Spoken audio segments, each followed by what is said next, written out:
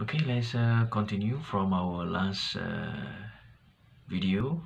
We are talking about the recitation in Salat, and I do give some example showing you the way that the task should be.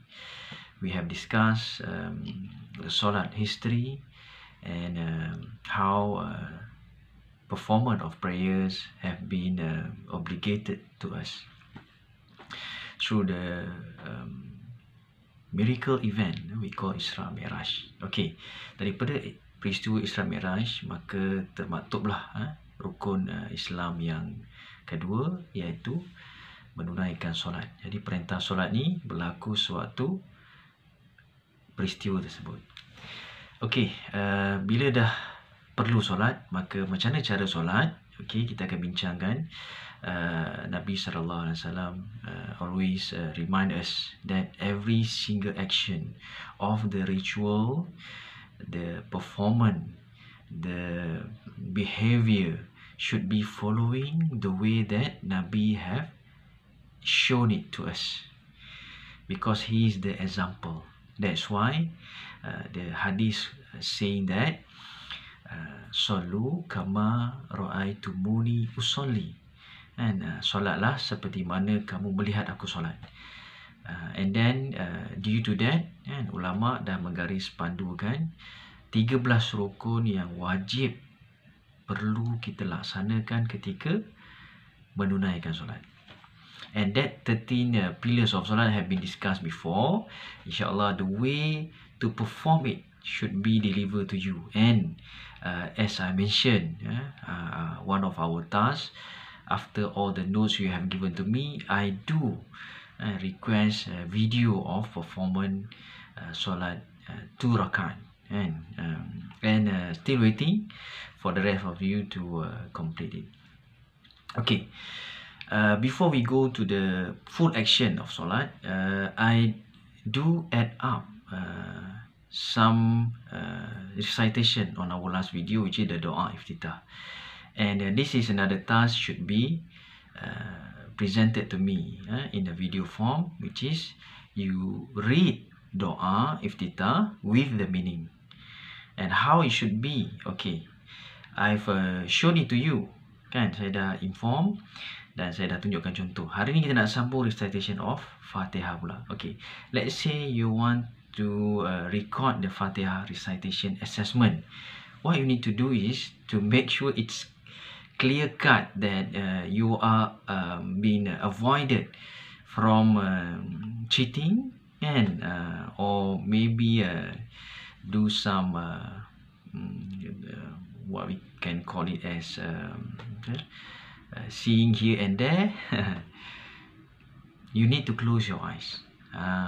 Contoh bila kita nak membaca hafazan, kita menggunakan kaedah video ni, you need to close your eyes and then recite it, each verse with the meaning. So what you need to do is you need to know the meaning first. Okay, we're going to discuss the meaning, but let's give some example to you on how to perform the hafazan assessment. Okay, kita nak baca surah Fatihah. Sambil tu mungkin boleh perbetulkan bacaan, seperti yang selalu Ustaz Don remind. One of the rukun in the solat, a part of it is recitation. Dipanggil rukun kauli, kan? Rukun kauli ni maksud rukun yang berbentuk lisan. Sebab solat bila kita bincangkan, sebahagiannya adalah ucapan. Jadi sebahagian daripada ucapan tadi adalah bacaan dalam solat tersebut, termasuklah Fatihah. Baik, let's start. A'udzu billahi minasyaitonir rajim. Aku berlindung denganmu, wahai Allah, daripada syaitan yang direjam. Bismillahirrahmanirrahim. Dengan namamu, ya Allah, yang Maha Pengasih lagi Maha Penyayang. Alhamdulillahi Rabbil Alamin. Segala puji bagi Allah, Tuhan semesta alam. Ar-Rahmanir Rahim. Maha Pengasih, Maha Penyayang. Maliki Yaumiddin. Raja Hari Agama. Iyyaka na'budu wa iyyaka nasta'in. Engkau yang kami sembah dan Engkau yang kami pohon pertolongan. Ihdinas siratal mustaqim. Tunjukkan kami jalan yang lurus. Siratal ladzina an'amta 'alaihim ghairil maghdubi 'alaihim waladdallin.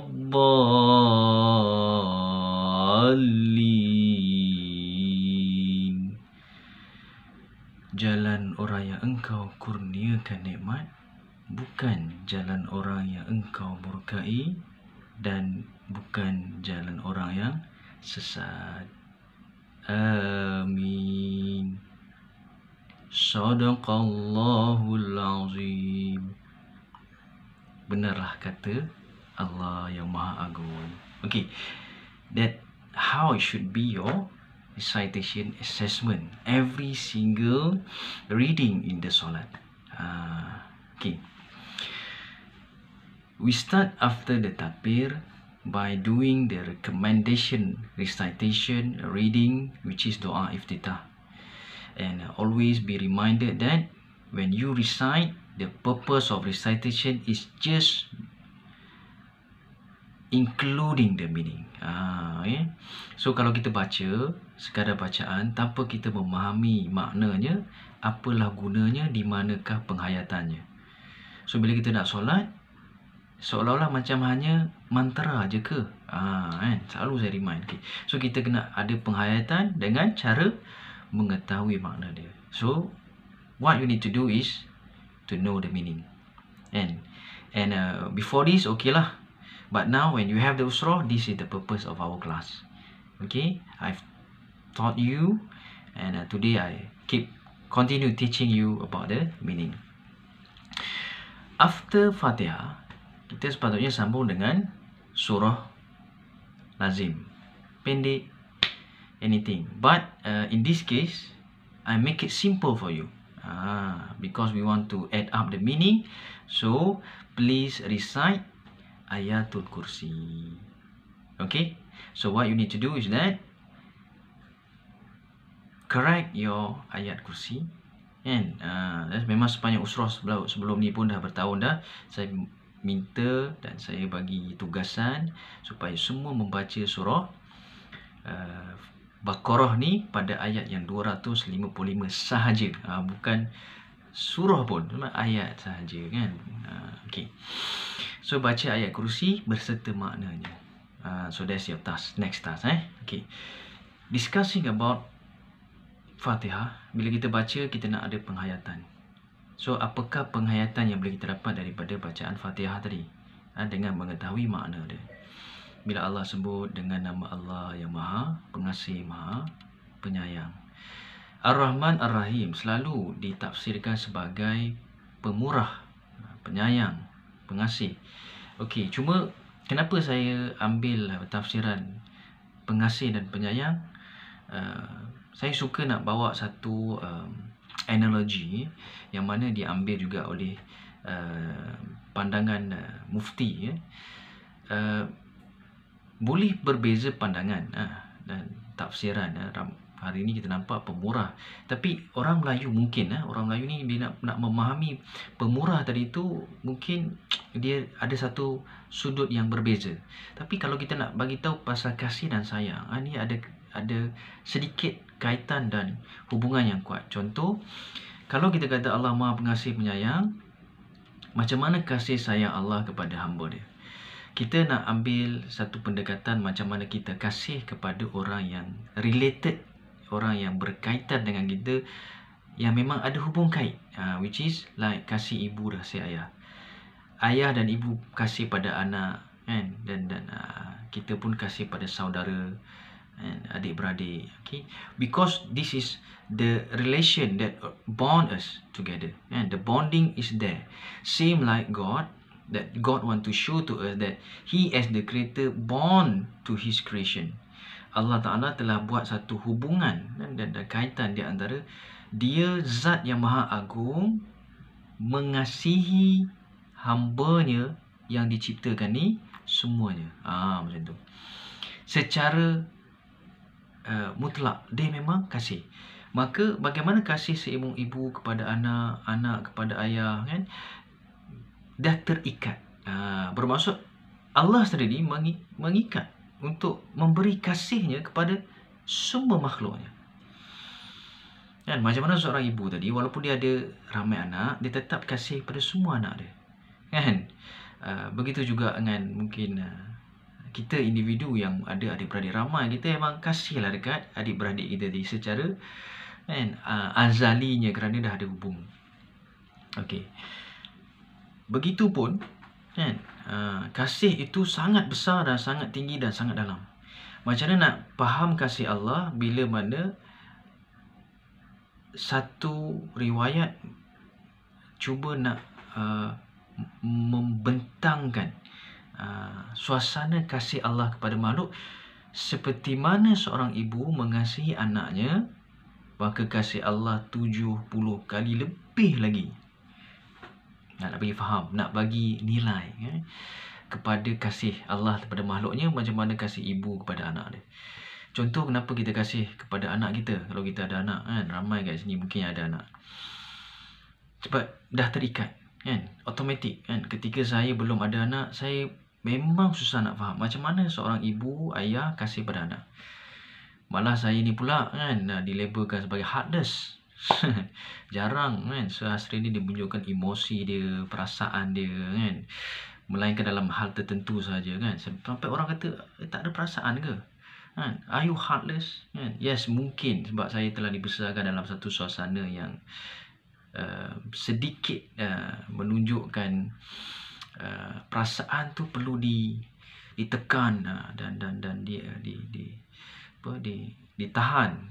Jadi akhirnya saya menjadi seorang yang sedikit kurang beremosi dan berperasaan. Okay, but when I had a daughter, my firstborn, this love, feeling, kindness come to me, and I really appreciate this merciful kan, rasa kasih kepada anak tu wujud. Oh, macam ni rupanya kasih. Memang kalau kita kata, kita guna perkataan sayang lah, tapi nak beritahu kasih itu sebab itu anak kan, automatik dia datang kan. Macam mana rupanya ke, warnanya ke kan, gayanya apa, kita rasa I've been given a bless, a gift, macam tu kan, a bounty kan, that shows a feeling of love, macam tu kan. Okay, kalau itu kasih yang diwujudkan, maka kasih Tuhan kepada hamba-Nya 70 kali lebih lagi. Apa saja yang diperlukan oleh hamba dia kan, ditunaikan oleh zat pengasih ini. So bila kita baca Bismillahirrahmanirrahim, nak rasa sebenarnya kasih Tuhan tu. Allah beri segala yang kita perlu kan, apa yang kita ada hari ni kan. Sebab tu sambungan dia Alhamdulillah, segala puji pada Allah ni nak menunjukkan rasa syukurnya manusia, rasa terima kasih, a thankfulness and grateful with what we have. Belum lagi nak cerita yang Ar-Rahim tadi kan, sayang tadi kan. Ni baru kasih saja kita dah dapat rasa dah terima kasih Tuhan. Macam tu. Tambah pula dengan sayang. Kasih sebab dah terikat, sayang ialah pilihan. Yang mana Allah sayang hamba-Nya yang special ni. Special ni macam mana? Okey. Dia nak bagi satu analogi lain. Okey, adik-beradik kan. Mak ada anak yang ramai. Semua anaknya dikasih oleh maknya. Tapi boleh jadi ke di antara anak-anak tadi ada yang dapat special, walaupun sepatutnya jangan kan, bias kan, pilih kasih, bahaya ni kan. Malah Nabi pesan jangan menunjukkan kasih lebih kepada mana-mana anak kan. Dan of course walaupun pesan itu memang sesuatu yang perlu kita buat, tetapi hakikatnya wujud dalam diri semua manusia akan rasa lebih tu. Apatah lagi kalau kita tengok kisah Nabi Yusuf AS dengan ayahnya Nabi Yaakob kan. Daripada kisah tersebut kita nampak Nabi Yaakob ada perasaan sayang lebih kepada Nabi Yusuf kerana mengetahui Nabi Yusuf akan jadi seorang Nabi. Itu normal. Cuma Nabi pesan tu sebab apa? Sebab sama ratakanlah. Nak bagi tahu yang sayang ni wujud, yang special tadi. So maka Tuhan ada yang hamba yang special.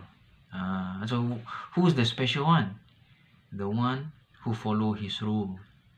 The one who fulfill his commandment. Semua dia sayang. Macam satu analogi saya nak bagi kan.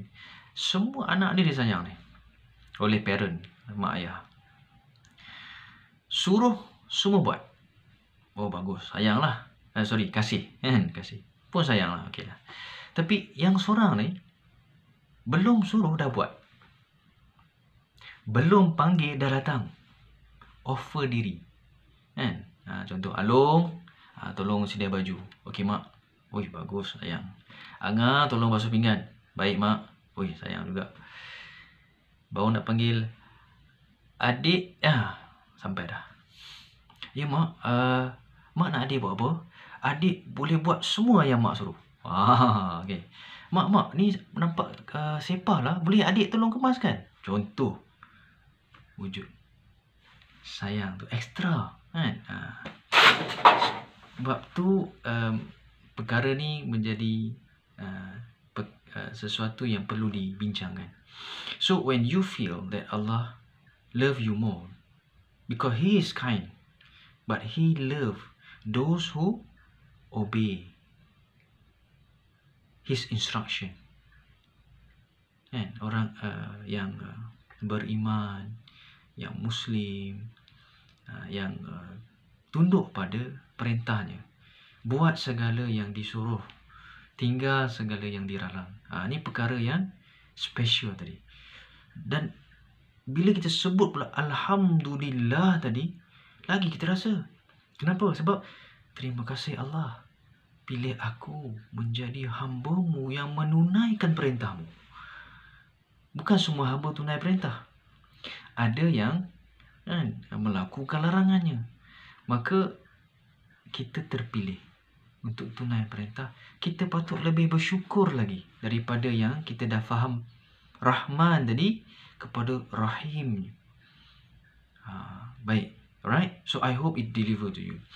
And when you say it with continuing Rabbil Alamin, you would feel the Robness.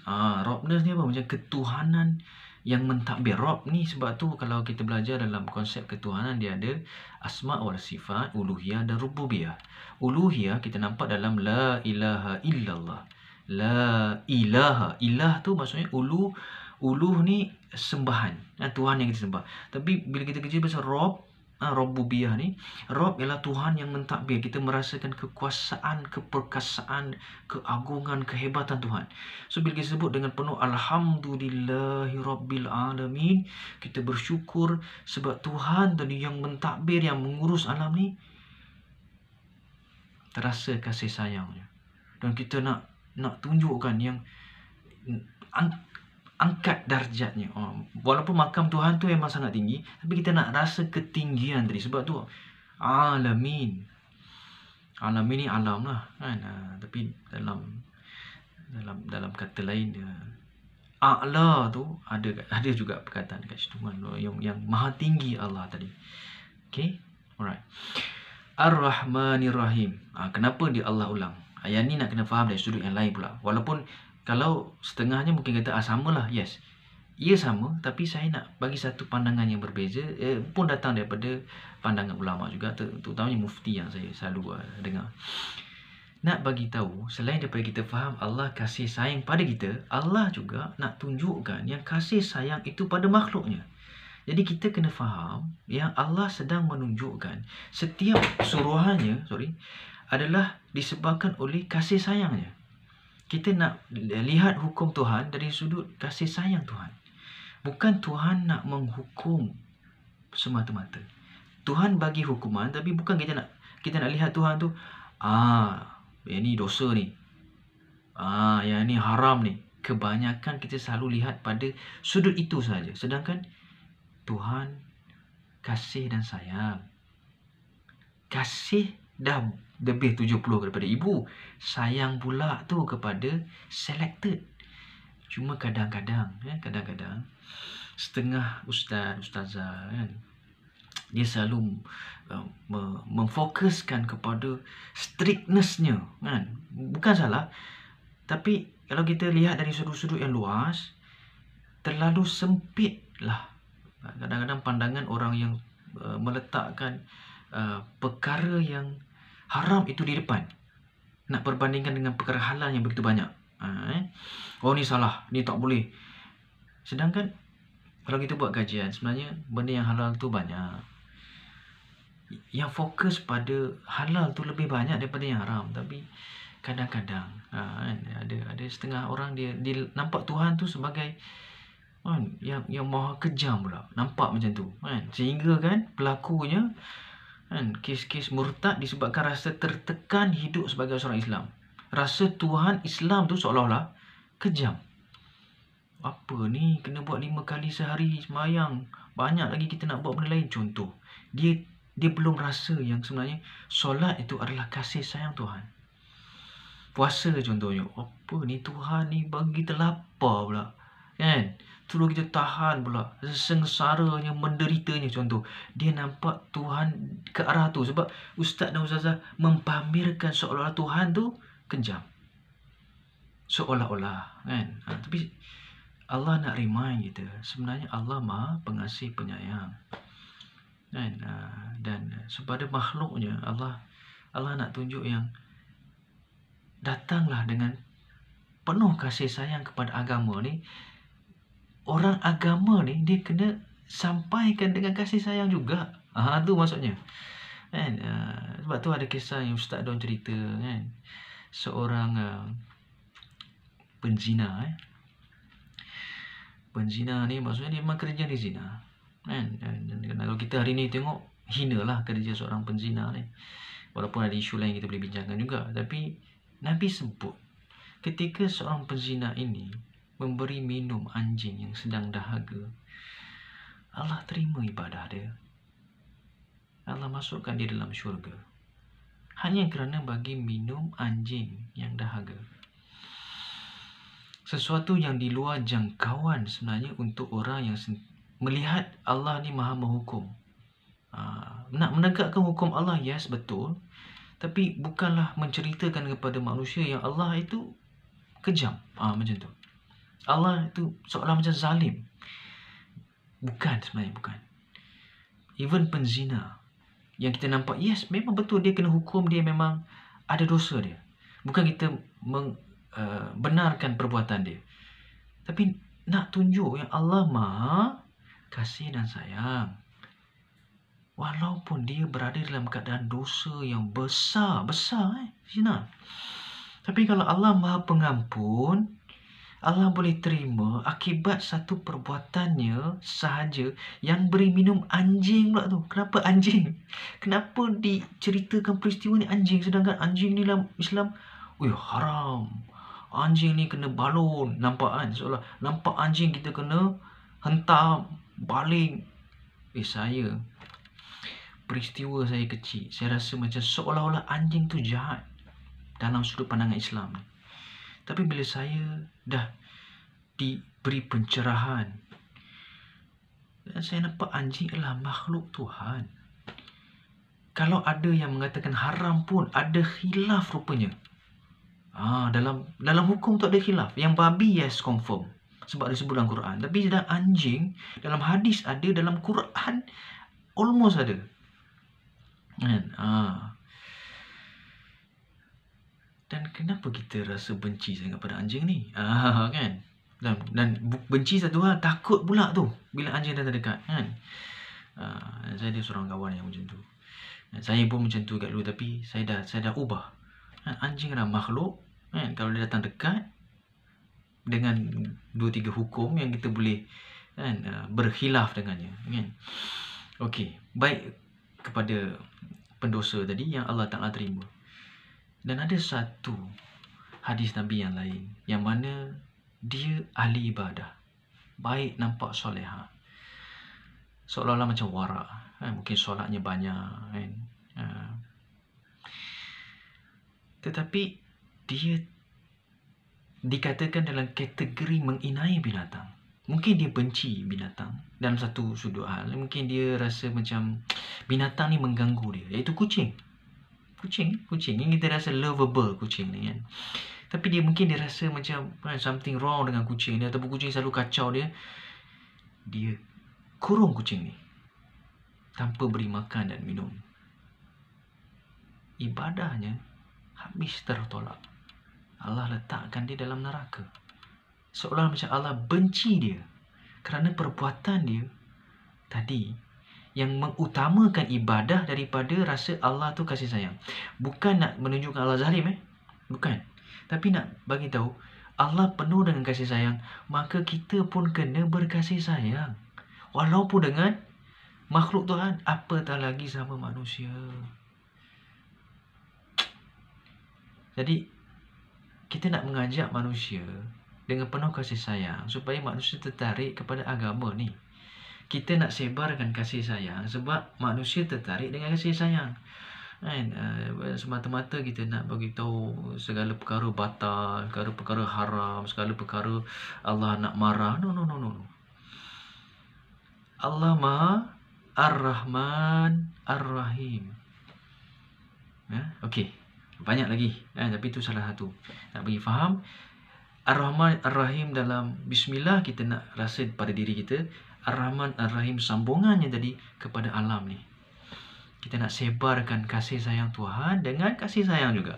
Sebab tu Abby Liu dia selalu ulang, Tuhan Maha Pengasih, Maha Penyayang. Kita kena sayang, kita kena kasih, kan? Okey, right. Maliki Yaumiddin bermaksud raja. Walaupun dalam tafsir banyak yang terjemahan Melayu mengatakan penguasa hari pembalasan. Tapi Malik maksudnya raja. Kita nak faham raja, sebab mudah untuk kita faham kalau kita tahu makna raja tadi. So Allah adalah Maha Raja. Yaumiddin, iaitu pada hari agama. Ad-din sebenarnya maksudnya agama. Kenapa Allah tak sebut Yaumul Qiyamah ke Yaumul Sa'ah ke yang spesifik kepada hari kiamat? Rupa-rupanya ada tafsiran lain yang nak bagi maksud. Mungkin kita nak bagi faham, yes, itu menunjukkan hari akhirat nanti. Tapi kenapa Yaumuddin, kenapa hari agama? Tafsiran salah seorang ulama ni nak bagi tahu hari agama adalah pada hari itu, pada hari kiamat, pada hari akhirat nanti, hanya agama yang dipandang.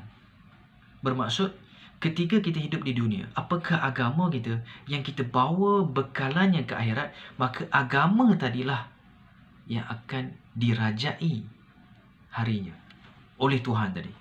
Maka Tuhan akan cek apakah agama yang kamu anuti, yang kamu sembahkan, yang kamu lakukan, dan itulah yang akan dinilai pada hari agama tu. Adakah agama itu diterima ataupun agama itu tertolak, termasuk ahli agama sendiri, kan? Jadi sejauh mana kita beragama, sejauh mana kita mengamalkan agama dengan pengetahuan sedia ada. Contoh, mungkin selama ni kita tersilap pandang, maka segala yang akan dimaafkan. Segala perkara baru yang kita datang, yang kita baru belajar, baru tahu, okey, itu yang diambil kisah. Dan sebab tu sentiasalah kita memohonkan ampunan. Sebab kita mungkin faham dulu lain dengan faham sekarang lain. Dulu kita rasa yang faham tu dah betul. Rupanya bila kita faham sekarang, oh yang dulu tu salah, sekarang lagi betul. Tak apa, it's okay. Yang lepas is the past. Macam tu. Alright. So, agama yang macam mana yang kita nak amalkan dalam kehidupan dunia supaya agama ini diterima oleh Tuhan yang merajai hari tersebut. Dan kita nak bawa agama tu. Dan kita harap agama yang kita bawa tu Allah terima. Segala solat kita, segala puasa kita, segala zakat dan sedekah kita, dan haji dan umrah kita, dan penuh lagi lah kan, perintah Tuhan yang kita dah nak tunaikan, semoga dia terima. Dan kita bimbang juga satu perkara lagi ialah bagaimana dengan agama yang kita rasa kawan-kawan kita anuti, yang kawan-kawan kita amalkan. Kita pun nak perkara sama berlaku pada mereka yang Allah terima agamanya. Jadi kita kena sampaikan agama tu dengan betul supaya ia diterima. Diterima oleh yang kita sampaikan dan diterima oleh raja ini. Dan hanya hari itu raja ini saja yang berkuasa. Segala raja lain yang wujudnya kononnya dunia ni semuanya powerless. So kita nak rasa rajanya. So apa yang kita rasa ketika kita solat Maliki Yaumiddin?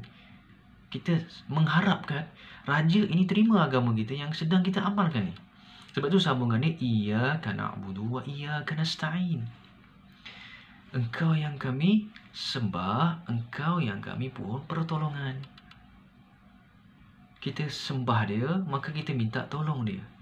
Dan kita nak dia terima sembahan kita, dan pertolongan yang sangat kita harapkan ialah di sana nanti. Kalau kat dunia ni kita sangat mengharapkan pertolongan Tuhan, yes betul, memang betul. Tuhan yang sama juga, lebih lagi di sana. Kalau kat dunia ni kita rasa susah, sengsara, derita dengan penuh pancaroba, akhirat lebih lagi. Akhirat lebih susah dan lebih payah lagi. Kalau kita hidup kat dunia ni kita rasa senang, kita kena ingat kesenangan dunia ni sementara, akhirat kekal abadi. Macam tu. So kita mengharapkan ketika kita solat, kita mengharapkan pertolongan dia di sana. Moga-moga kalau hari ni kita susah, contohlah kita habis minyak, naik motor kereta kan, kita berdoa, ya Allah kan, selesaikan masalah aku ni, urusan aku ni kan. Macam mana ni, kita mungkin berusaha call someone, tiba-tiba ada orang datang tolong, out of nowhere, miracle, ajaib. Kita punya doa tadi Allah kabulkan. Dekat sana ada masalah ke? Fikirkan kan, rasanya mungkin lebih besar lagi. Nak pergi mana ni, nak naik apa ni, dekat mana nak cari perhentian ni, tujuan dan arahnya. Contoh selalu saya share, kita akan masuk nanti pillars of faith. A part of it is hereafter. We get out of grave, for example. Kita bangun daripada kuburan kita. Kita nak ke mana? Kita nak ke depan, ke belakang, ke kiri, ke kanan, utara, selatan, timur, barat. Kita nak ke mana? Masalah ni.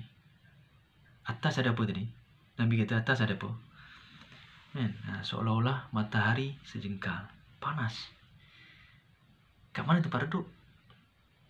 Kan? Ada ke tempat reduk tadi? This the thing that we need help from him, because he is the only one who can help us there. Raja ni je yang boleh bantu kita, boleh tolong kita. Kan? Dia je ada.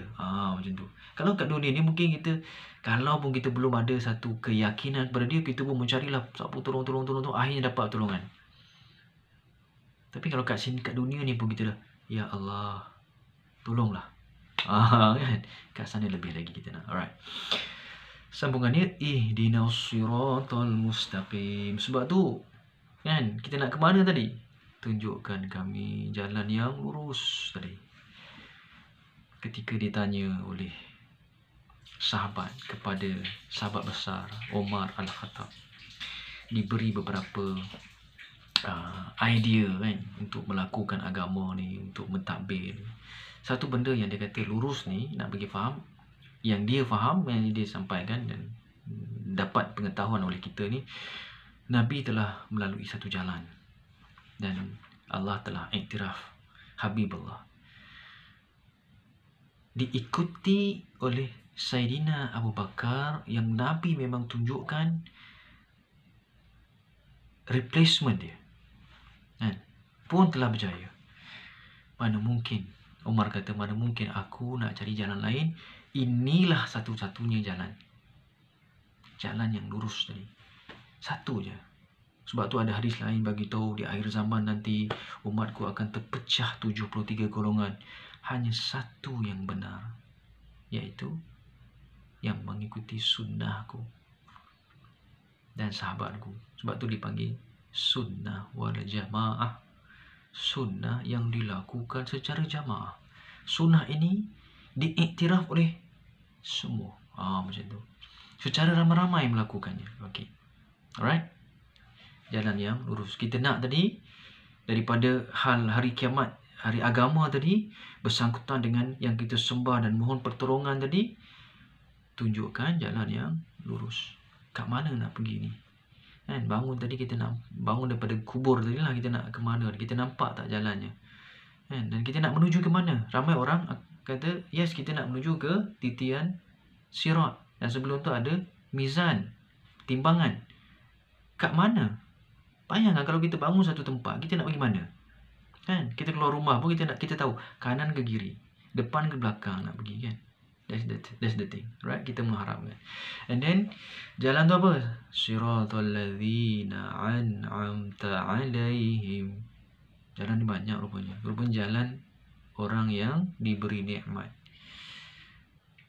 Kita nak di sana nanti diberi nikmat.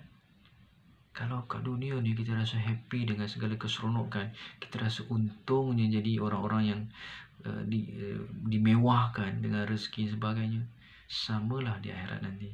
Dan katanya spesifik orang yang dapat nikmat ialah nikmat